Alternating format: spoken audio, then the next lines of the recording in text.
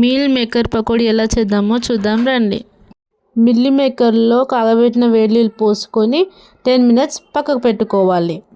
Meal maker నుండి water పిండి పక్కకు పెట్టుకోవాలి. రుచికి సరిపడా ఉప్పు, రుచికి సరిపడా కారం, చిటికెడు పసుపు, గరం మసాలా, హాఫ్ చెక్క నిమ్మకాయ, 2 టేబుల్ స్పూన్ శనగపిండి, 1 టేబుల్ స్పూన్ బియ్యం పిండి, 1 టేబుల్ స్పూన్ కార్న్ఫ్లవర్, చిటికెడు ఫుడ్ కలర్. మంచిగా ఇది పిండిని మొత్తం మిక్స్ చేసుకోవాలి. కొన్ని వాటర్ పోసుకుంటూ మంచిగా మిక్స్ చేయాలి. ఇలా మంచిగా కలుపుకున్న తర్వాత 10 నిమిషాలు పక్కకు పెట్టుకోవాలి.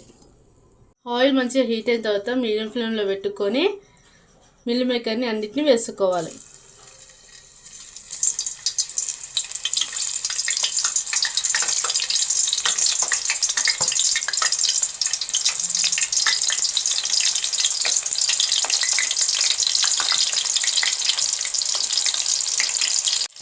ఇలా అన్నీ వేసుకొని మంచిగా ఫ్రై చేసుకోవాలి క్రిస్పీ అయ్యే వరకు.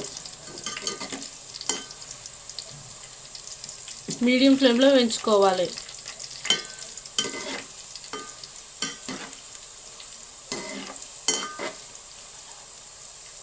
ఇలా మంచిగా క్రిస్పీగా వేయించుకోవాలి.